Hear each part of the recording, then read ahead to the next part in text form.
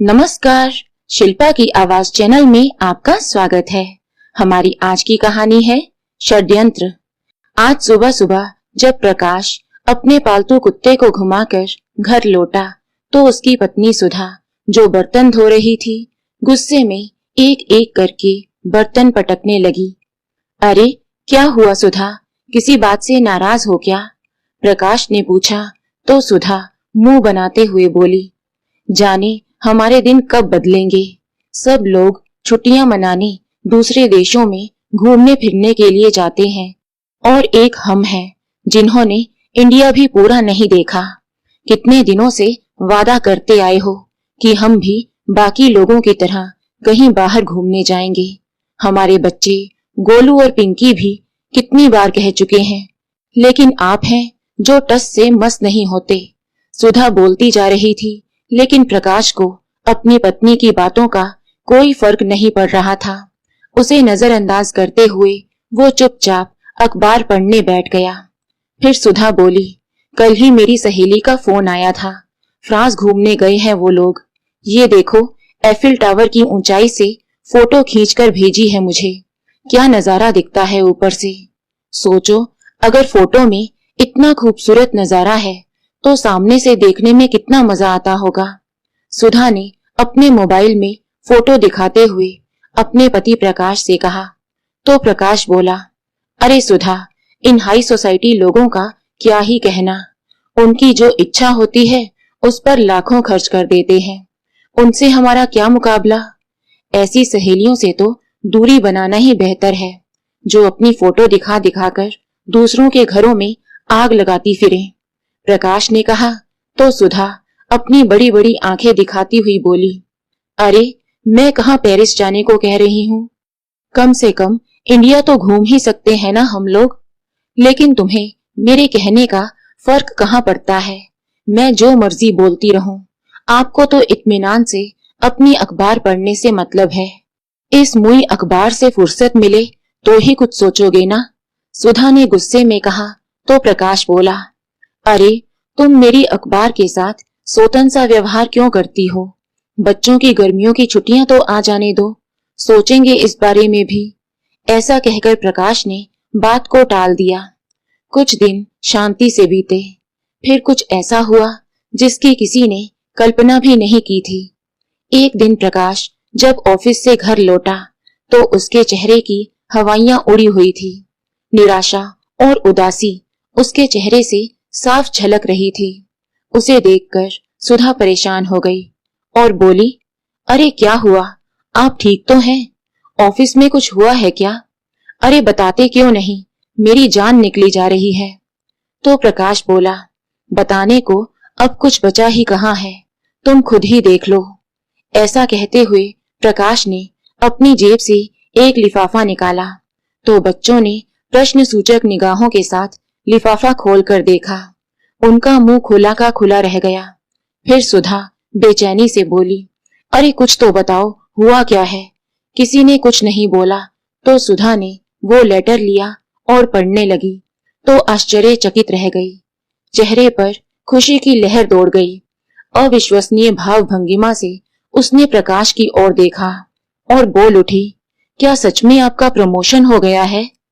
तो प्रकाश मुस्कुराते हुए बोला, श्रीमती जी, बस प्रमोशन ही नहीं, कंपनी की तरफ से 5 लाख का बोनस और फॉरेन घूमने के लिए फैमिली टूर पैकेज मिला है। ये सुनकर सुधा को अपने कानों पर यकीन नहीं हुआ। फिर प्रकाश ने कहा, तो मैडम कैसा लगा हमारा सरप्राइज? चाहे देर से ही सही, लेकिन आपकी ख्वाहिश तो पूरी कर ही देगा आपका निठल्ला पति।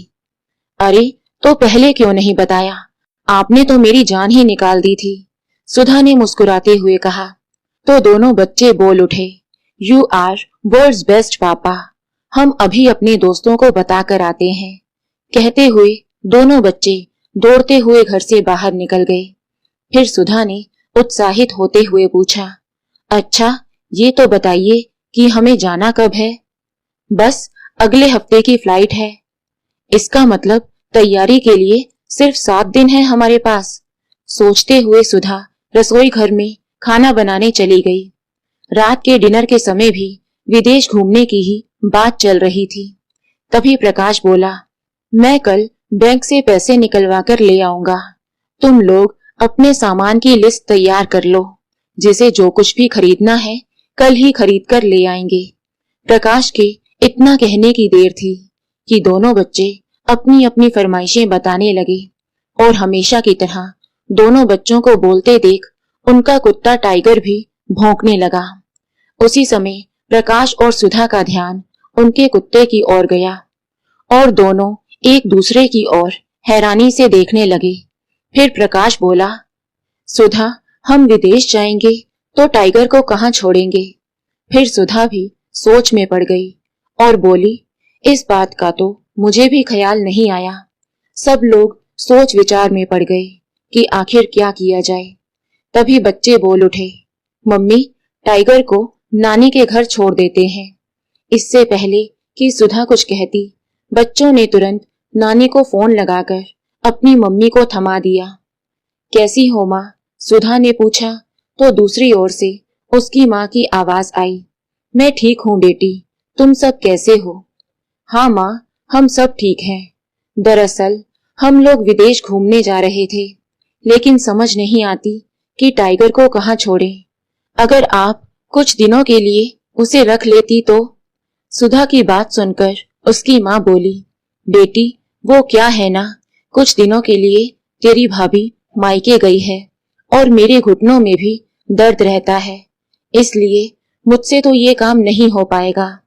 फिर कुछ सोचकर उसकी माँ ने कहा, अरे हाँ, याद आया, जब भी हमारे पड़ोसी विदेश जाते हैं तो अपने कुत्ते को डॉग केयर सेंटर पर छोड़ देते हैं। तुम लोग वहां पता करो ना। ठीक है माँ, कोई बात नहीं। ऐसा कहकर सुधा ने बुझे मन से फोन रख दिया। अगले दिन प्रकाश ने आसपास के डॉग केयर सेंटर पर जाकर पता किया, लेकिन निराश होकर घर लौटा। अरे प्रकाश, टाइगर को कहीं छोड़ने का इंतजाम हुआ या नहीं? सुधा ने पूछा तो प्रकाश बोला, नहीं सुधा, डॉग केयर सेंटर में तो कम से कम 2000 रुपए एक दिन के लगेंगे। अरे बाप रे, इतने पैसे?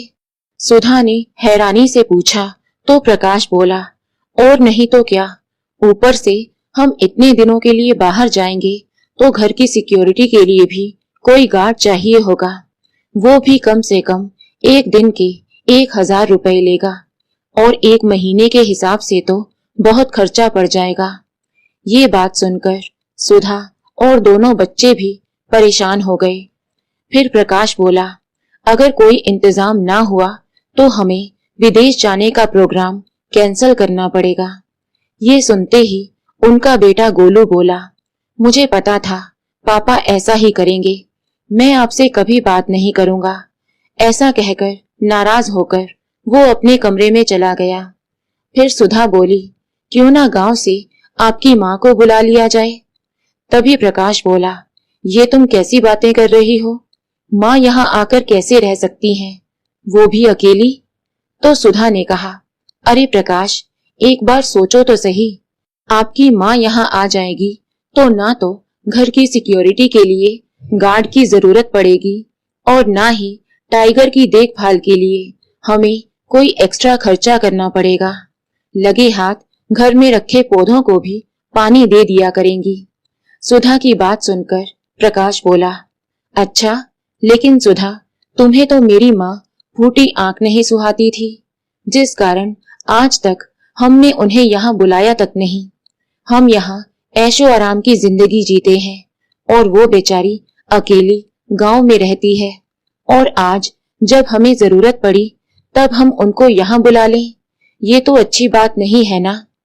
तो सुधा बोली, वो सब मैं नहीं जानती, वैसे भी हम थोड़ी ना उन्हें बताने वाले हैं कि हम उन्हें अपने घर और टाइगर की रखवाली के लिए बुला रहे हैं। तुम बस अपनी माँ को फोन लगाओ, मैं सब संभाल लूंगी। कहते हुए सुधा ने प्रकाश के हाथ में फोन थमा दिया। हेलो, प्रणाम माँ, कैसी हो? बहुत अच्छी हूँ बेटा, अभी बैठे बैठे तुम सबको ही याद कर रही थी, जानकी देवी ने कहा। तो प्रकाश बोला, अच्छा माँ, इतनी याद आ रही थी तो कुछ दिनों के लिए यहाँ चली आती। तो जानकी जी बोली, अरे नहीं बेटा, तुम ही सुधा और बच्चों को लेकर किसी दिन मुझसे मिलने आ जाओ, मेरा आना तो संभव नहीं है। तभी प्रकाश के हाथ से फोन लेते हुए सुधा बोली, अरे माँ जी, सारा प्यार आप उन गांव वालों पर लुटा दोगी तो हमारे लिए क्या बचेगा। आपके पोता पोती को भी आपके प्यार की जरूरत है। अरे बहू, मैं तो हमेशा तुम लोगों को मन ही मन आशीर्वाद देती रहती हूँ।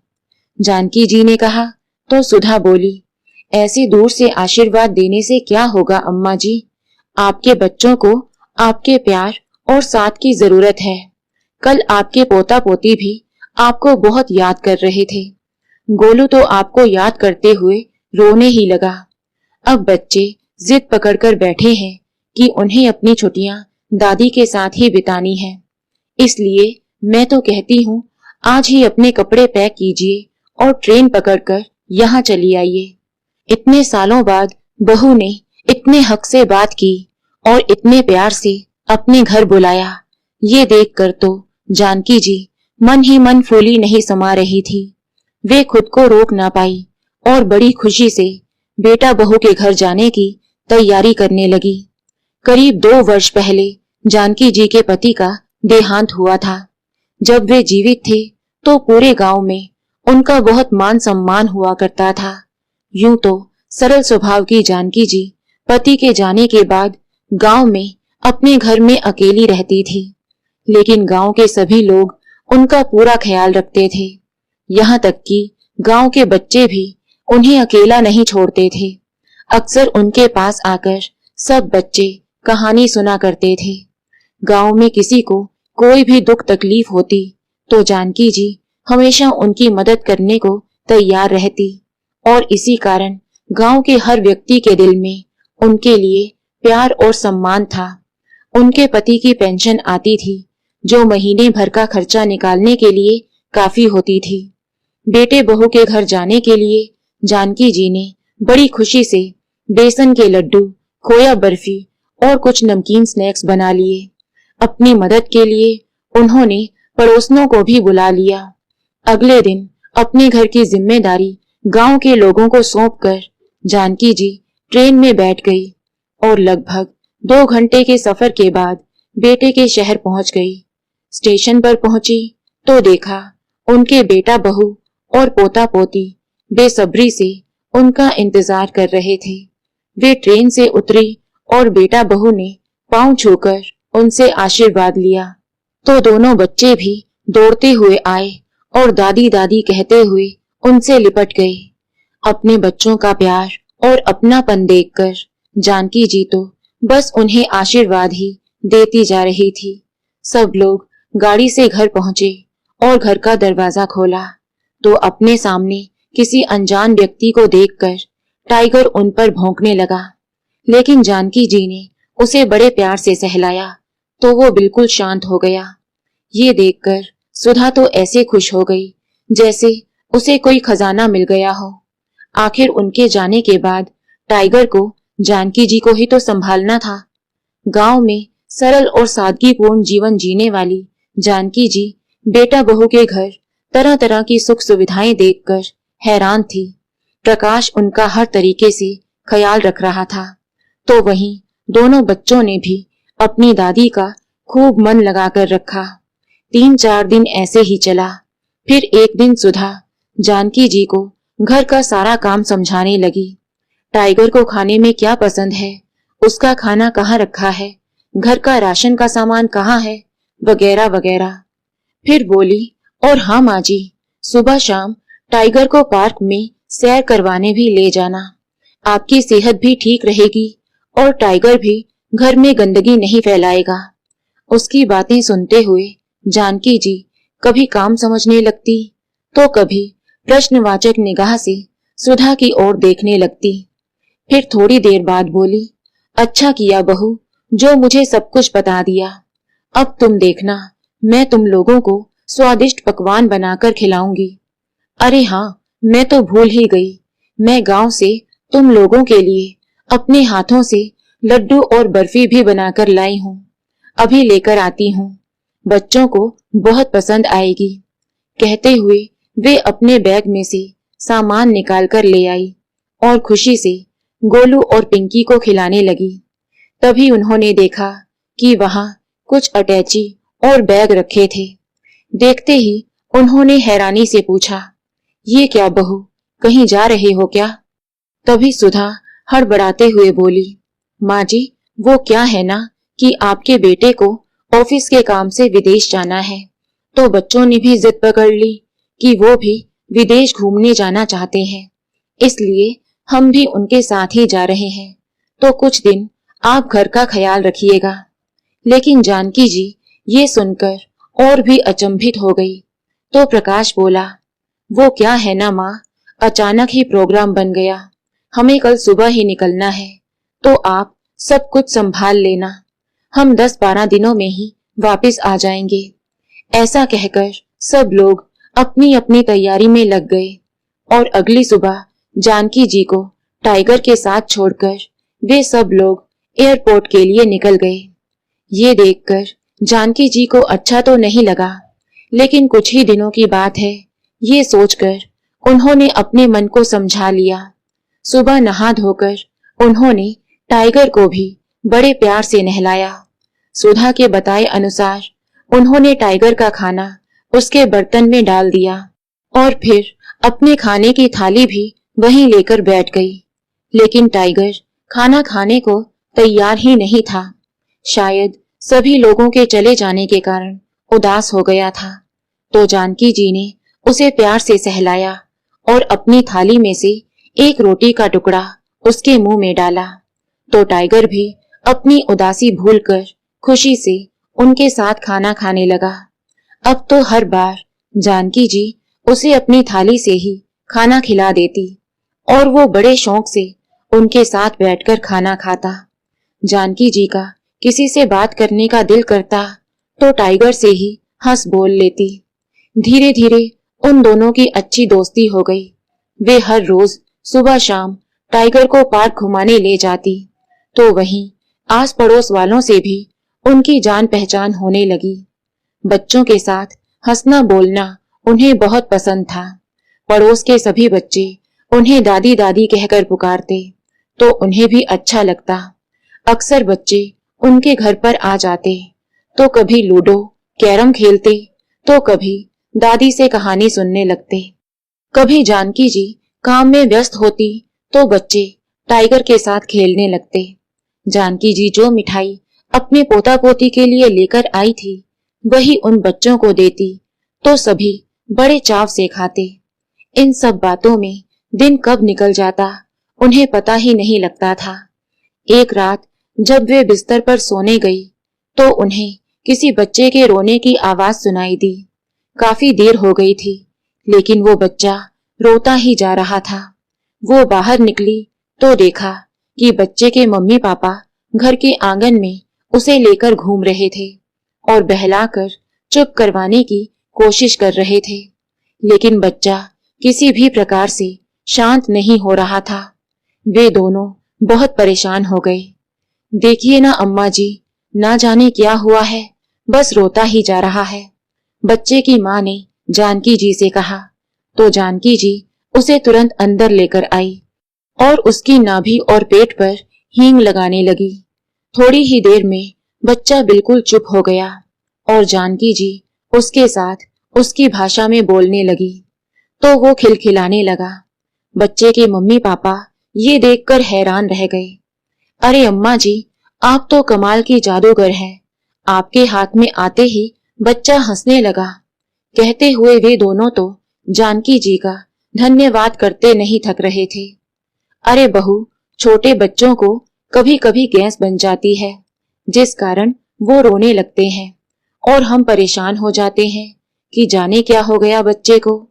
अब तुम जाकर आराम से सो जाओ, ये परेशान नहीं करेगा। कहते हुए जानकी जी भी अंदर आ गई। सोचने लगी कि बेटा बहू को गए बहुत दिन बीत चुके हैं, लेकिन अभी तक ना तो वे लोग आए हैं, ना ही उन्होंने फोन करके कुछ बताया, ये पूछने के लिए कि वो लोग कैसे हैं और कब आने वाले हैं। जानकी जी ने अपने बेटे प्रकाश को फोन लगाया, लेकिन फोन लग ही नहीं रहा था। ना जाने बच्चे कब आएंगे। मुझे तो कुछ दिन का कह कर गए थे। सोचते हुए जानकी जी बिस्तर पर जाकर लेट गई। एक सुबह जब जानकी जी टाइगर को पार्क लेकर गई तो वहीं सुधा की सहेली मंजू भी पार्क में आई हुई थी। टाइगर के साथ किसी अनजान बूढ़ी औरत को देखकर वो हैरान हुई तो किसी पड़ोसन ने उसे बताया कि ये सुधा की सासू माँ है जो गांव से आई है। तो मंजू उनसे मिलने आ गई। प्रणाम आंटी जी, मैं सुधा की सहेली हूँ, यहीं पास में रहती हूँ, मंजू ने कहा। तो जानकी जी ने मुस्कुराते हुए उसे आशीर्वाद दिया। तो मंजू बोली, ये आपने बहुत अच्छा किया आंटी जी जो यहाँ आ गई, नहीं तो मेरी सहेली सुधा का विदेश घूमने का सपना तो सपना ही रह जाता। तो जानकी जी हैरानी से बोली, मैं कुछ समझी नहीं बेटा। फिर मंजू ने कहा, अच्छा वो सब छोड़िए आंटी जी, ये बताइए वे लोग यहाँ वापस किस दिन आ रहे हैं? ये तो मुझे मालूम नहीं बेटी, मुझे तो उन्होंने बताया था कि 10 दिन के भीतर आ जाएंगे, लेकिन 2 सप्ताह होने को आए हैं। तो मंजू ने कहा, नहीं आंटी जी, मुझे तो सुधा ने यही बताया था कि कम से कम 1 महीना तो लग ही जाएगा। तो जानकी जी हैरानी से बोली, 1 महीना? लेकिन मुझे तो उन्होंने कहा था कि जल्दी आ जाएंगे। नहीं आंटी जी, आपको कोई गलत फहमी हुई है। अच्छा मैं चलती हूँ। इतना कहकर मंजू तो वहां से चली गई, लेकिन जानकी जी सोच विचार में पड़ गई। टाइगर को लेकर वो घर वापस लौटने लगी, तभी देखा कि मोहल्ले में शोर शराबा हो रहा था। वे जल्दी से वहां गई और कारण पूछने पर पता चला कि उसी मोहल्ले में रहने वाले रामदीन के घर में चोरी हो गई है। अगले हफ्ते उसकी बेटी की शादी थी और सारे गहने चोर चुरा कर ले गए। ये सुनकर जानकी जी को बहुत दुख हुआ। परिवार के लोग बेचारे कितने परेशान होंगे, इसी सोच में डूबी जानकी जी टाइगर को लेकर अपने घर वापस आ गई। घर पहुंची तो तभी फोन की बेल बजी। जानकी जी ने फोन उठाया तो उनके बेटे प्रकाश की आवाज थी। प्रणाम माँ, सब कुछ ठीक तो है ना वहाँ? टाइगर ने ज्यादा तंग तो नहीं किया? तो जानकी जी बोली, हाँ बेटा, वैसे तो सब कुछ ठीक है। हम दोनों एक दूसरे का खूब अच्छे से ध्यान रख रहे हैं। टाइगर तो दिन भर पूरे घर में उछलता कूदता रहता है, लेकिन तुमने बहुत दिन लगा दिए वापस आने में। तो प्रकाश ने कहा, हाँ माँ, ऑफिस का काम कुछ ज्यादा ही था, इसलिए कुछ दिन और लग जाएंगे, आप वहां संभाल लेना। कहते हुए प्रकाश ने फोन रख दिया। तो पीछे से सुधा ने कहा, क्या कहा तुम्हारी माँ ने, सब ठीक तो है ना? हाँ सुधा, सब ठीक है, तुम्हारा घर भी सही सलामत है और टाइगर भी। तो सुधा खुशी से बोली, देखा, माँ जी को गांव से बुलाने का मेरा आइडिया काम कर गया ना, और एक पंथ 2 काज हो गए। टाइगर को भी केयर टेकर मिल गया और हमारे मकान की रखवाली भी हो गई। अब हम निश्चिंत होकर कुछ दिन और यहाँ आराम से घूम सकते हैं। हाँ सुधा, आइडिया तो तुमने बिल्कुल सही दिया था, नहीं तो घर की सिक्योरिटी का खर्चा और टाइगर को डॉग केयर सेंटर में रखने का खर्चा कुल मिलाकर 1 लाख रुपए हो जाता, प्रकाश ने कहा। फिर सुधा बोली, अब मेरी एक बात और मान लो, अपनी माँ से कहो कि बाबूजी की बीमा की रकम हमारे हाथ में रख दें। वैसे भी उन्हें उन पैसों का करना ही क्या है, हर महीने बाबूजी की पेंशन आती तो है, इससे ज्यादा पैसे वो क्या करेंगी। अरे सुधा, तुमने तो मेरे मुंह की बात छीन ली, मैं भी इसी बारे में ही सोच रहा था। लेकिन प्रकाश, तुम्हारी माँ पैसे तो दे देंगी ना? सुधा ने पूछा। तो प्रकाश बोला, अरे देंगी क्यों नहीं, मैं कह दूंगा कि मुझे जरूरत है, और फिर मेरे प्रमोशन की बात हमने उन्हें बताई ही कहाँ है। उन्हें तो बस इतना ही पता है कि हम ऑफिस के काम से विदेश आए हैं, घूमने फिरने नहीं। यहाँ प्रकाश को लग रहा था कि उसने फोन कट कर दिया है, जबकि फोन अब भी चल रहा था और प्रकाश और सुधा की सारी बातें जानकी जी सुन रही थी। बेटे और बहू के विचार जानकर उनके पैरों तले जमीन ही खिसक गई। वो यकीन नहीं कर पा रही थी कि उनकी अपनी औलाद भी इतना नीचे गिर सकती है, केवल अपने स्वार्थ के लिए। फिर खुद से ही बोल उठी, इस कलयुग में लालच और स्वार्थ माँ की ममता और प्रेम पर भारी पड़ने लगा है। लेकिन मेरा प्रकाश तो कभी ऐसा नहीं था। सोचते सोचते उनकी आंखों से आंसू बहने लगे। तभी उन्हें बाहर से कुछ शोर सुनाई दिया और एम्बुलेंस की आवाज आने लगी। लेकिन उनके मन में विचारों की हलचल इतनी ज्यादा थी कि बाहर की हलचल और शोर का उन पर कोई असर ही नहीं हो रहा था। काफी देर वो यूं ही गुमसुम सी बैठी हुई आंसू बहाती रही। ना भूख लगी ना प्यास। प्रकाश के बचपन से लेकर आज तक की सारी यादें उनके दिमाग में घूमती जा रही थी। फिर अचानक उनका ध्यान टाइगर की ओर गया, जो भूख के कारण पूंछ हिलाता हुआ उनके इर्द गिर्द घूम रहा था। जल्दी से जानकी जी ने अपने आंसू पोंछे और टाइगर के लिए खाना ले आई।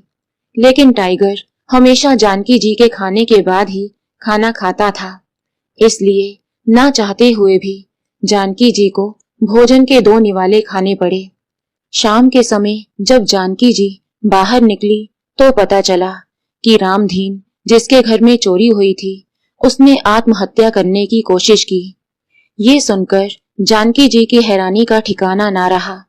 अगले दिन जब रामदीन अस्पताल से घर वापस लौटा तो जानकी जी उससे मिलने गई और समझाने लगी, देखो भाई, जीवन में उतार चढ़ाव तो आते ही रहते हैं, लेकिन इसका मतलब ये नहीं कि इंसान अपनी जिंदगी खत्म करने के बारे में सोचे।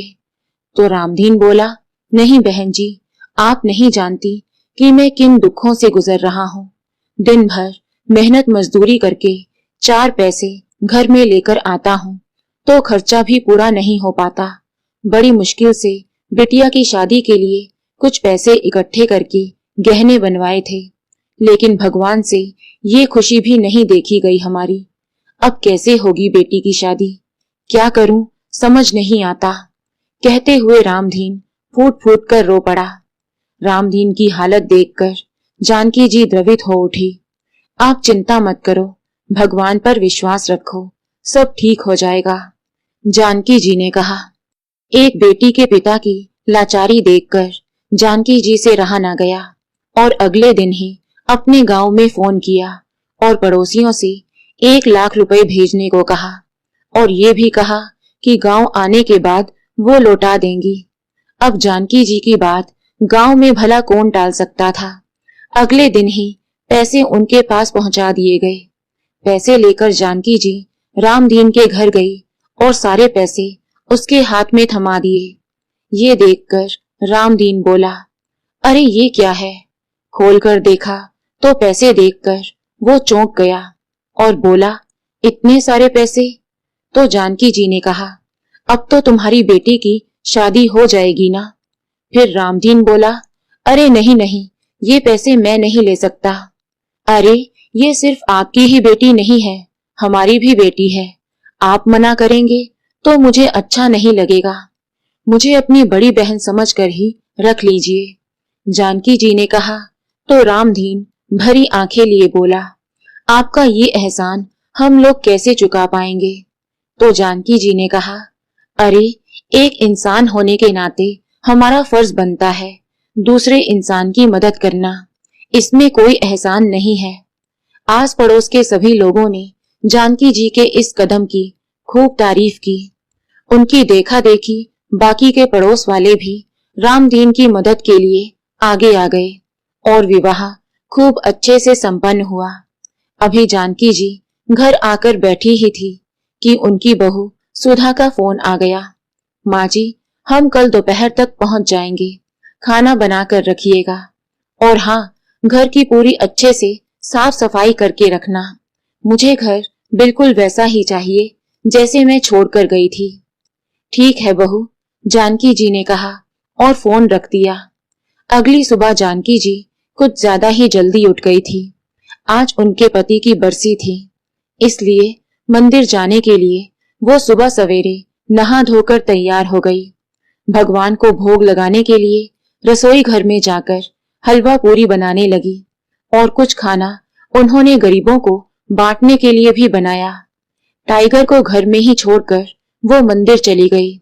मंदिर जाकर भगवान को माथा टेककर भोग लगाया और पति की आत्मा की शांति के लिए प्रार्थना की। मंदिर के बाहर आई तो सभी गरीब लोगों को भोजन बांटने लगी। तभी उनकी नजर वहीं बैठी एक वृद्ध महिला पर पड़ी। जैसे ही वो खाना देने के लिए उसके पास जाने लगी, तभी उसने अपना चेहरा साड़ी के पल्लू से छुपा लिया। कद काठी से वो महिला उन्हें जानी पहचानी सी लगी। जैसे ही जानकी जी प्रसाद देने लगी तो उनकी नजर उस महिला के हाथ पर पड़ी जिस पर लिखा था संतोष देवी। देखते ही जानकी जी का कलेजा धक से रह गया। संतोष, तुम मेरी सहेली संतोष ही हो ना? कहते हुए उन्होंने पल्लू हटाया तो आंसुओं से भरी आंखें लिए संतोष जी उनसे नजरें नहीं मिला पा रही थी। ये सब कैसे हो गया संतोष? तुम तो अपने बेटों के साथ बहुत खुश थी, गांव छोड़कर उनके साथ शहर में आई थी और बहुत आराम से रह रही थी। तो संतोष जी रोते हुए बोली, क्या बताऊं जानकी, दोनों बेटों की बड़े शहर में अच्छी नौकरी लग गई थी तो हम स्वयं को धन्य समझने लगे थे। फिर दोनों बेटे और बहुएं हमें अपने साथ यहीं लेकर आ गए। हम लोग भी उनके साथ सुखपूर्वक जीवन बिता रहे थे। 3 महीने बड़े बेटे के घर पर रहते थे और 3 महीने छोटे बेटे के घर। कुछ ही महीने पहले पति का देहांत हो गया तो बेटों ने गांव वाला मकान बेचने की जिद पकड़ ली। सब गांव वालों ने कितना रोका था मुझे कि अपने जीते जी अपने हाथ काटकर बच्चों को मत दो, लेकिन मैं ही नहीं मानी। सोचा था कि जब बुढ़ापा बच्चों के साथ ही गुजारना है तो बच्चों की बात मानने में क्या हर्ज है। लेकिन अपना हिस्सा लेने के बाद बड़ा बेटा तो अपने बीवी बच्चों के साथ विदेश चला गया तो छोटे बेटे बहू ने भी मेरी जिम्मेदारी लेने से इनकार कर दिया। मेरे एक गलत फैसले का नतीजा ये हुआ कि इस उम्र में मैं दर दर की ठोकरें खाने को मजबूर हो गई हूँ। 2 बेटों के होते हुए भी मेरा अपना कोई नहीं है। सोच रही हूँ कि किसी वृद्धाश्रम में चली जाऊं। कहते हुए संतोष जी फूट फूट कर रो पड़ी। जानकी जी ने उनके आंसू पोंछे और कहा, अरे वृद्धाश्रम क्यों, तुम मेरे साथ चलो। जानकी जी अपनी सहेली को घर लेकर आई। संतोष, मैं नाश्ता बनाती हूँ, तब तक तुम हाथ मुंह धोकर आ जाओ और ये लड्डू खाओ, मैंने अपने हाथों से बनाए हैं। बच्चों के लिए लेकर आई थी लेकिन उनके पास तो समय ही नहीं था लड्डू खाने के लिए। विदेश जो जाना था। कहते हुए जानकी जी की आंखें भर आई और नाश्ता बनाने रसोई घर में चली गई। बातचीत करते हुए दोनों सहेलियों ने नाश्ता किया। उसी समय दरवाजे की बेल बजी। जानकी जी ने दरवाजा खोला तो सामने सुधा और प्रकाश खड़े थे। लेकिन अपने घर में किसी अजनबी को देखकर सुधा प्रश्नवाचक निगाहों से जानकी जी की ओर देखने लगी तो जानकी जी बोली, बहू, ये मेरी सहेली है। बेचारी बहुत परेशान थी, दुखी थी, इसलिए इसे मैं अपने साथ। जानकी जी अपनी बात पूरी कर पाती उससे पहले ही सुधा चिल्ला पड़ी, हाँ हाँ, हमने तो यहाँ धर्मशाला खोल रखी है ना, जो किसी को भी घर के अंदर लेकर आ गई। और वैसे कितने दिनों से चल रही है ये समाज सेवा। ये तुम क्या कह रही हो बहू? जानकी जी हैरानी से बोली तो प्रकाश ने कहा, माँ, ठीक तो कह रही है सुधा, ये हमारा घर है, कोई वृद्धाश्रम नहीं। ये सुनकर जानकी जी हक्की बक्की खड़ी रह गई और फिर बोली, हाँ, वैसे तो ठीक कहा तुमने, ये तुम्हारा घर है, मेरा नहीं, क्योंकि मुझे तो तुम लोगों ने इस घर में इसलिए बुलाया था ताकि मैं तुम्हारी अनुपस्थिति में इस घर की और टाइगर की रखवाली कर सकूं। एक चौकीदार से ज्यादा हैसियत कहाँ है मेरी। फिर मैं किस हक से अपनी सहेली को यहाँ लेकर आ गई। अब जब इस घर के मालिक घर में वापस लौट चुके हैं तो इस चौकीदार का क्या काम। तुम्हारे घर में शायद हम जैसे लोगों के लिए कोई जगह नहीं है, लेकिन मेरे गांव में और गांव वालों के दिल में बहुत जगह है। शाम की ट्रेन से अपनी सहेली को लेकर अपने गांव वापस लौट जाऊंगी। कहते हुए जानकी जी की आंखों से अश्रुधारा बहने लगी तो गोलू और पिंकी दादी को आकर लिपट गए और रोते हुए बोले, नहीं दादी, आप हमें छोड़कर नहीं जाएंगी। बच्चों की मासूमियत भरी बातें सुनकर जानकी जी दोनों बच्चों को चूमते हुए बोली, अरे बेटा, मैंने तुम लोगों से मिल लिया, इतना ही बहुत है मेरे लिए। मेरा प्यार और आशीर्वाद हमेशा तुम्हारे साथ रहेगा। बस मेरी एक बात हमेशा याद रखना, जिंदगी के हर मोड़ पर माँ बाप ही होते हैं जो बिल्कुल निस्वार्थ भाव से अपने बच्चों का भला चाहते हैं। हर मुसीबत में अपने बच्चों का साथ देते हैं। बदले में वो अपनी औलाद से किसी चीज की उम्मीद नहीं करते। आंख मूंद कर वो अपने बच्चों पर विश्वास करते हैं। इसलिए तुम दोनों अपने मम्मी पापा के विश्वास को बिल्कुल मत तोड़ना, क्योंकि जब विश्वास टूटता है ना, तो माँ बाप को बहुत दुख होता है। जानकी जी की बात सुनकर सुधा और प्रकाश को अपनी गलती का एहसास होने लगा। तभी जानकी जी अपनी बहू सुधा से बोली, ध्यान से देख लो बहू, तुम्हारा घर बिल्कुल वैसा ही है जैसा तुम छोड़कर गई थी। फिर भी अगर इस काम वाली बाई से कोई कमी रह गई हो तो माफ कर देना। नहीं माँ जी, ये आप कैसी बातें कर रही हैं? सुधा ने कहा तो जानकी जी बोली, मुझे सब मालूम पड़ गया है बहू कि अचानक मेरे लिए तुम्हारे मन में प्यार कैसे उमड़ आया था, जो मुझे यहाँ बुला लिया था। तो प्रकाश बोला, माँ, हमने बहुत सोचा था, लेकिन कुछ समझ में नहीं आ रहा था। तो जानकी जी ने कहा, दुख तो मुझे ये सोचकर हो रहा है कि आज तक तुम अपनी माँ के प्यार को ही समझ नहीं पाए। और बहू तुम तो एक माँ हो ना, फिर भी तुमने माँ की ममता के साथ ऐसा खिलवाड़ किया। अगर मुझे साफ साफ कह देते तो क्या मैं तुम्हारी मदद के लिए ना आती? अरे, मेरी तो जान हाजिर है तुम लोगों के लिए, फिर क्यों खिलवाड़ किया मेरी भावनाओं के साथ? और हाँ बेटा, तुम्हारे बाबूजी के बीमे के जिन पैसों पर तुम्हारी नजर है, उन पैसों को हासिल करने के लिए कोई नया नाटक मत करना। जब मांगोगे मैं दे दूंगी। जानकी जी की ये बात सुनकर प्रकाश और सुधा शर्मिंदगी के कारण स्वयं को जमीन में गड़ने जैसी स्थिति में पा रहे थे। बिना देरी किए जानकी जी ने अपना बैग उठाया और अपनी सहेली के साथ घर से बाहर निकली तो प्रकाश और सुधा की आंखों से आंसू बह निकले। उसी समय साथ वाले घर में रहने वाली उनकी पड़ोसन भी आ गई और बोली, अरे माँ जी, आप जा रही हैं? आपके रहते हमें किसी बात की कोई परेशानी ही नहीं थी। मेरे सास ससुर नहीं है तो मुझे तो आप में ही ममता की मूरत दिखाई देती है। अब आप भी चली जाएंगी?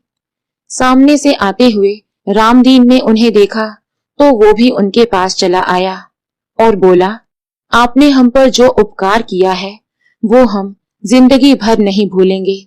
कहते हुए वो जानकी जी के चरण छूने लगा तो जानकी जी मुस्कुराते हुए बोली, अरे नहीं, मैंने कोई उपकार नहीं किया। मैं तो समझती हूँ आपने अपनी सेवा का मौका देकर मुझ पर उपकार किया है। उसी समय गोलू और पिंकी के साथ मोहल्ले के सारे बच्चे भी इकट्ठे हो गए और सभी एक स्वर में बोले, दादी मत जाइए ना। सब लोगों का इतना प्यार देखकर जानकी जी की आंखें आंसुओं से भर आई। तभी सुधा और प्रकाश उनके सामने भरी आंखें लिए हाथ जोड़कर खड़े हो गए। प्रकाश बोला, माँ जी, हमें माफ कर दीजिए। मैं जानता हूँ हमने गलती ही ऐसी की है जिसकी कोई माफी नहीं है, लेकिन आप तो माँ है ना, जो अपनी औलाद की हर छोटी बड़ी गलतियों को माफ करती हैं। मैं अपनी गलती का प्रायश्चित करना चाहता हूँ माँ, बस एक मौका दे दो अपनी सेवा करने का। तो सुधा बोली, माँ जी, हमें छोड़कर मत जाइए ना, आप दोनों यही रहिए। मैं वादा करती हूँ हम लोग आपको शिकायत का कोई मौका नहीं देंगे। तो जानकी जी ने कहा, मेरे बच्चों, तुम्हें अपनी गलती का एहसास हुआ, मेरे लिए इतना ही काफी है।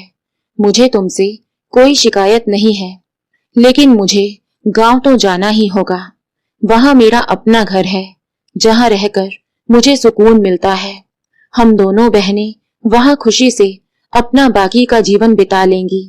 जानकी जी ने सभी बच्चों के सिर पर प्यार भरा हाथ रखा और सब लोगों को खूब आशीर्वाद दिए। जैसे ही वो ऑटो में बैठने लगी, तभी उन्हें एहसास हुआ कि कोई पीछे से उन्हें रोक रहा है। मुड़कर देखा तो टाइगर ने उनका पल्लू पकड़ा था। उसे देखते ही जानकी जी की आंखें भर आई। 1 महीने में उनका टाइगर के साथ अच्छा खासा लगाव हो गया था, लेकिन वो खुद को कमजोर पड़ने देना नहीं चाहती थी। इसलिए स्वयं को संयमित करके उन्होंने अपना पल्लू छुड़ाया और संतोष जी के साथ ऑटो में बैठ गई। तभी टाइगर भी उनके पास ऑटो में आकर बैठ गया। सब लोग टाइगर का उनके प्रति प्यार देखकर हैरान थे। जानकी जी ने उसे लाख मनाने की कोशिश की, लेकिन वो तो उनसे दूर जाने को तैयार ही नहीं था। उसका ऐसा व्यवहार देखकर जानकी जी उसे सहलाते हुए बोली, इंसान भले समझे या ना समझे, लेकिन ये बेजान जानवर प्यार की भाषा बखूबी समझते हैं। अब टाइगर मेरे साथ ही रहेगा। कहते हुए जानकी जी ने ऑटो वाले को चलने का इशारा किया और गांव के लिए निकल गई। तो दोस्तों, आपको ये कहानी कैसी लगी? लाइक और कमेंट करके जरूर बताएं और चैनल को सब्सक्राइब करना बिल्कुल ना भूलें। मिलते हैं एक नई कहानी के साथ। बहुत बहुत धन्यवाद।